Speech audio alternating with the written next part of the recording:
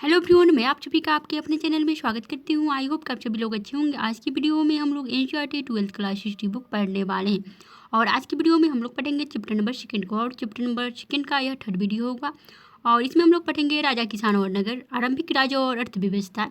लगभग 600 ईसा पूर्व से 600 ईस्वी तक के काल को हम लोग अध्ययन कर रहे हैं। तो आज हम लोग यहाँ से स्टार्ट करेंगे। बदलता हुआ देहात, जनता में राजा की छवि कैसी थी उसके बारे में हम लोग पढ़ेंगे। राजाओं के बारे में प्रजा क्या सोचती थी। स्वाभाविक है कि अभिलेखों से सभी जवाब नहीं मिलते हैं। वस्तुतः साधारण जनता द्वारा राजाओं के बारे में अपने विचारों और अनुभव के विवरण जो है कम ही छोड़े गए हैं। फिर भी इतिहासकारों ने इसका निराकरण करने का प्रयास किया है। उदाहरण के तौर पर जातक और पंचतंत्र जैसे ग्रंथों में वर्णित कथाओं की समीक्षा करके इतिहासकारों ने पता लगाया है कि इनमें से अनेक कथाओं के स्रोत मौखिक किस्से कहानियाँ हैं जिन्हें बाद में लिपिबद्ध किया गया होगा। जातक कथाएं पहली सहस्त्राब्दी ईस्वी के मध्य में पाली भाषा में लिखी गई। तो जातक कथाएं जो है पहली सहस्त्राब्दी ईस्वी के मध्य में पाली भाषा में लिखी गई थी। गदंती दंदु जातक नामक एक कहानी में बताया गया है कि एक कुटिल राजा की प्रजा किस प्रकार से दुखी रहती है। इन लोगों में वृद्ध, महिलाएं, पुरुष, किसान, पशुपालक, ग्रामीण बालक और यहाँ तक कि जानवर भी शामिल है। जब राजा अपनी पहचान बदलकर प्रजा के बीच में यह पता लगाने गया कि लोग उसके बारे में क्या सोचते हैं, तो एक एक कर सबने अपने दुखों के लिए राजा को भला बुरा कहा। उनकी शिकायत थी कि रात में डकैत उन पर हमला करते हैं तो दिन में कर इकट्ठा करने वाले अधिकारी। ऐसी परिस्थिति से बचने के लिए लोग अपने अपने गांव छोड़कर जंगल में बस गए। जैसा कि इस कथा से पता चलता है कि राजा और प्रजा, विशेषकर ग्रामीण प्रजा के बीच संबंध तनावपूर्ण रहते थे, क्योंकि शासक अपने राजकोष को भरने के लिए बड़े बड़े कर की मांग करते थे, जिससे किसान खासतौर पर त्रस्त रहते थे।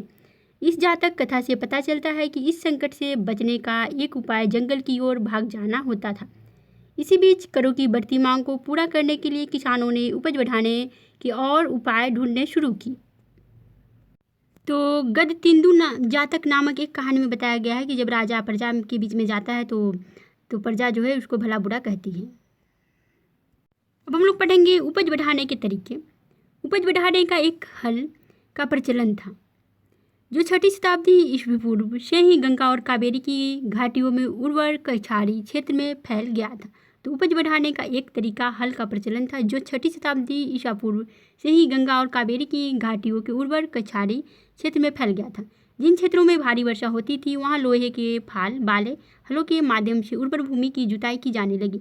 इसके अलावा गंगा की घाटी में धान की रोपाई की वजह से उपज में भारी वृद्धि होने लगी। तो क्या था, गंगा की घाटी में धान की रोपाई की वजह से जो है उपज में भारी वृद्धि होने लगी थी। हालांकि किसानों को इसके लिए कमरतोड़ मेहनत करनी पड़ती थी। यद्यपि लोहे के फाल वाले हल की वजह से फसलों की उपज बढ़ने लगी, लेकिन ऐसे हलों का उपयोग उपमहाद्वीप के कुछ ही हिस्से में होता था। पंजाब और राजस्थान जैसी अर्धशुष्क जमीन वाले क्षेत्रों में लोहे की फाल वाले हल का प्रयोग 20वीं सदी में शुरू हुआ। जो किसान उपमहाद्वीप के पूर्वोत्तर और मध्य पर्वतीय क्षेत्रों में रहते थे उन्होंने खेती के लिए कुदाल का उपयोग किया, जो ऐसे इलाके के लिए कहीं अधिक उपयोगी था। उपज बढ़ाने का एक और तरीका कुआं, तालाबों और कहीं कहीं नहरों के माध्यम से सिंचाई करना था। व्यक्तिगत लोगों और कृषक समुदायों ने मिलकर सिंचाई के साधन निर्मित किए। व्यक्तिगत तौर पर तालाबों, कुओं और नहरों जैसे सिंचाई साधन निर्मित करने वाले लोग प्रायः राजा या प्रभावशाली लोग थे, जिन्होंने अपने इन कामों का उल्लेख अभिलेखों में भी करवाया।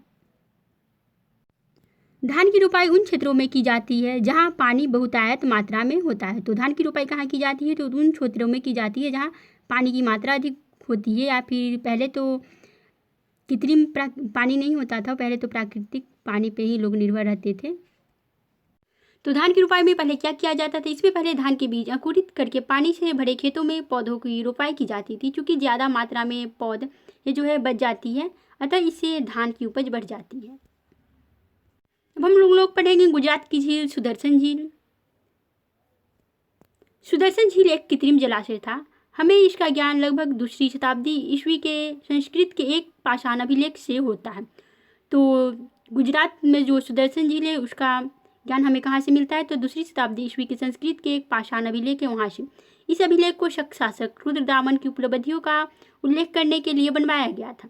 इस अभिलेख में कहा गया है कि जल द्वारों और तटबंधों वाली इस झील का निर्माण मौर्य काल में एक स्थानीय राज्यपाल द्वारा किया गया। तो चंद्रगुप्त मौर्य के समय में इसका जो है गुजरात में सुदर्शन झील था उसका निर्माण करवाया गया था, लेकिन एक भीषण तूफान के कारण इसके तटबंध टूट गए और सारा पानी बह गया। बताया जाता है कि तत्कालीन शासक रुद्रदामन ने इस झील की मरम्मत अपने खर्चों से करवाई थी और इसके लिए अपनी प्रजा से कर भी नहीं लिया था। इसी पाषाण खंड पर एक और अभिलेख लगभग 5वीं सदी का है, जिसमें कहा गया है कि गुप्त वंश के एक शासक ने एक बार फिर इस झील की मरम्मत करवाई थी, तो वह था स्कंदगुप्त। इसका फिर से मरम्मत करवाया था। अब हम लोग पढ़ेंगे ग्रामीण समाज में विभिन्नताएं। यद्यपि खेती की नई तकनीक से उपज तो बढ़ी, लेकिन इसके लाभ समान नहीं थे। इस बात के प्रमाण मिलते हैं कि खेती से जुड़े लोगों में उत्तरोत्तर भेद बढ़ता जा रहा था। कहानियों में, विशेषकर बौद्ध कथाओं में, भूमिहीन खेतिहर श्रमिकों, छोटे किसानों और बड़े बड़े जमींदारों का उल्लेख मिलता है। पाली भाषा में गहपति का प्रयोग छोटे किसानों और जमींदारों के लिए किया जाता था। तो पाली भाषा में गहपति का प्रयोग छोटे किसानों और जमींदारों के लिए किया जाता था। बड़े बड़े जमींदार और ग्राम प्रधान शक्तिशाली माने जाते थे, जो प्रायः किसानों पर नियंत्रण रखते थे। ग्राम प्रधान का पद प्रायः वंशानुगत होता था। आरंभिक तमिल संगम साहित्य में भी गाँवों में रहने वाले विभिन्न वर्गों के लोगों का उल्लेख है, जैसे कि बेल्लार या जब बड़े जमींदार, हलवाहा या उल्वर और दास अनिमय। तो आरंभिक तमिल साहित्य है, उसमें गाँव में रहने वाले विभिन्न वर्गों के लोगों का उल्लेख है। उसका उल्लेख इस तरह से, बेल्लार या फिर बड़े जमींदार को बेल्लार कहा जाता था, हलबाला या उल्वर और दास को अनिमय कहा जाता था। यह संभव है कि वर्गों की यह विभिन्नताएं भूमि के स्वामित्व, श्रम और नई प्रौद्योगिकी के उपयोग पर आधारित हो। ऐसी परिस्थिति में भूमि का स्वामित्व महत्वपूर्ण हो गया, जिसकी चर्चा प्रायः विधि ग्रंथों में की जाती थी। अब हम लोग पढ़ेंगे गहपति। गहपति घर का मुखिया होता था और घर में रहने वाली महिलाओं, बच्चों, नौकरों और दासों पर नियंत्रण करता था। तो गहपति घर का मुखिया होता था और घर में रहने वाली महिलाओं, बच्चों, नौकरों और दासों पर नियंत्रण करता था। घर से जुड़े भूमि, जानवर या अन्य सभी वस्तुओं का वह मालिक होता था। कभी कभी इस सब का प्रयोग नगरों में रहने वाले संभ्रांत व्यक्तियों और व्यापारियों के लिए भी होता था। तो पढ़ेंगे सीमाओं का महत्व।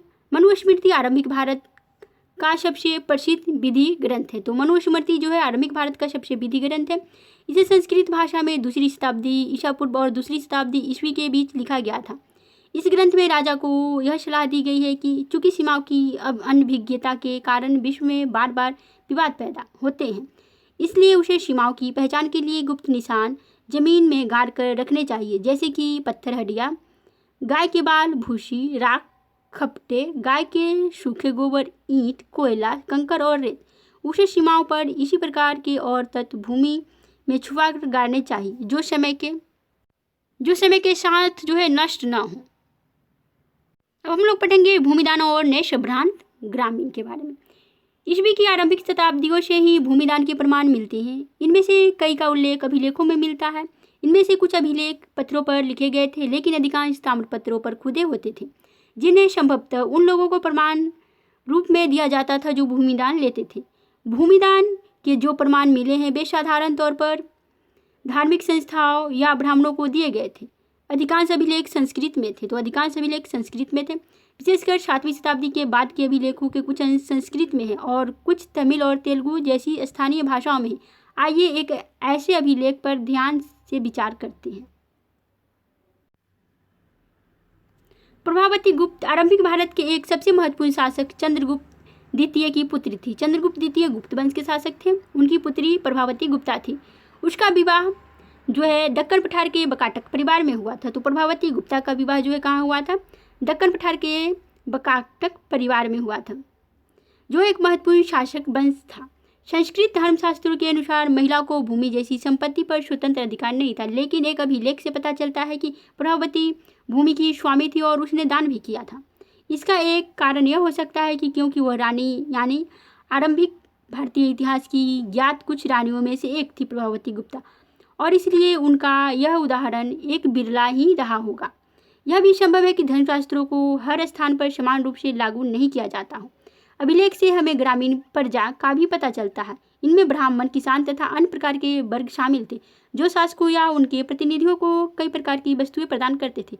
अभिलेख के अनुसार इन लोगों को गांव के नए प्रधान की आज्ञाओं का पालन करना पड़ता था और संभवतः अपने भुगतान उसे ही देने पड़ते थे। इस भूमिदान अभिलेख देश के कई हिस्सों में प्राप्त हुए। तो इस प्रकार के जो भूमिदान है वह अभिलेख जो है भूमिदान के अभिलेख देश के कई हिस्सों में प्राप्त हुए हैं। क्षेत्रों में दान में दी गई भूमि की माप में अंतर है, कहीं कहीं छोटे छोटे टुकड़े तो कहीं कहीं बड़े बड़े क्षेत्र दान में दिए गए हैं। साथ ही भूमिदान में दान प्राप्त करने वाले लोगों के अधिकारों में भी क्षेत्रीय परिवर्तन मिलते हैं। इतिहासकारों में भूमिदान का प्रभाव एक गर्म वाद विवाद का विषय बना हुआ है। कुछ इतिहासकारों का मानना है कि भूमिदान शासक वंश द्वारा कृषि को नए क्षेत्रों में प्रोत्साहित करने के लिए की एक रणनीति थी, जबकि कुछ का कहना है कि भूमिदान में दुर्बल होते राजनीतिक प्रभुत्व का संकेत मिलता है, अर्थात राजा का शासन सामंतों पर दुर्बल होने लगा, तो उन्होंने भूमिदान के माध्यम से अपने समर्थक जुटाने प्रारंभ कर दिए। उनका यह भी मानना है कि राजा स्वयं को उत्कृष्ट स्तर के मानव के रूप में प्रदर्शित करना चाहते थे। जैसा कि हमने पिछले अंश में देखा है, उनका नियंत्रण ढीला होता जा रहा था, इसलिए वे अपनी शक्ति का आडंबर प्रस्तुत करना चाहते थे। भूमिदान के प्रचलन से राज्य तथा किसानों के बीच संबंध की झांकी मिलती है, इसको हम लोग देखते हैं। लेकिन कुछ लोग ऐसे भी थे जिन पर अधिकारियों या सामंतों का नियंत्रण नहीं था, जैसे कि पशुपालक, संग्राहक, शिकारी, मछुआरे, शिल्पकार यानी घुमक्कर तथा लगभग एक ही स्थान पर रहने वाले और जगह जगह घूमकर खेती करने वाले। सामान्यतः ऐसे लोग अपने जीवन और आदान प्रदान के विवरण नहीं रखते थे। अब हम लोग पढ़ेंगे एक छोटे गांव का जीवन कैसा था उसके बारे में। हर्षचरित संस्कृत में लिखी गई कन्नौज के शासक हर्षवर्धन की जीवनी है। तो हर्षचरित जो है संस्कृत में लिखी गई कन्नौज के शासक थे हर्षवर्धन की जीवनी है। इसके लेखक बाणभट्ट है। तो हर्षचरित के लेखक कौन है? तो बाणभट्ट। और इसको कौन से भाषा में लिखा गया है? तो संस्कृत भाषा में। लगभग 7वीं शताब्दी ईस्वी का है। हर्षवर्धन के राजकवि थे।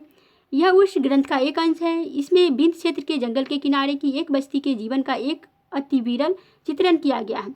बस्ती के किनारे का अधिकांश क्षेत्र जंगल है और यहाँ धान की उपज, बाली खलिहान और उपज भूमि के हिस्सों को छोटे किसानों ने आपस में बांट लिया। यहाँ के अधिकांश लोग कुदाल का प्रयोग करते हैं क्योंकि घास से भरी भूमि में हल चलाना मुश्किल है। बहुत कम हिस्से साफ है, जो भी है उसकी काली मिट्टी काले लोहे जैसी सख्त है।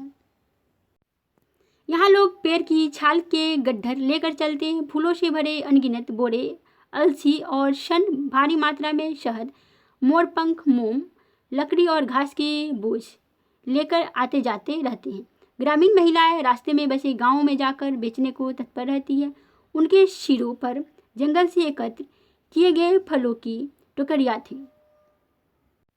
अग्रहार उस भूमि को कहते हैं जो ब्राह्मणों को दान में दे दिया जाता था। तो वो अग्रहार उस भूमि को कहा जाता था जो कि ब्राह्मणों को दान में दिया जाता था, तो उस भूमि को अग्रहार कहा जाता था। ब्राह्मणों से भूमि कर या अन्य प्रकार के कर नहीं वसूले जाते थे। ब्राह्मणों को स्वयं स्थानीय लोगों से कर वसूलने का अधिकार था।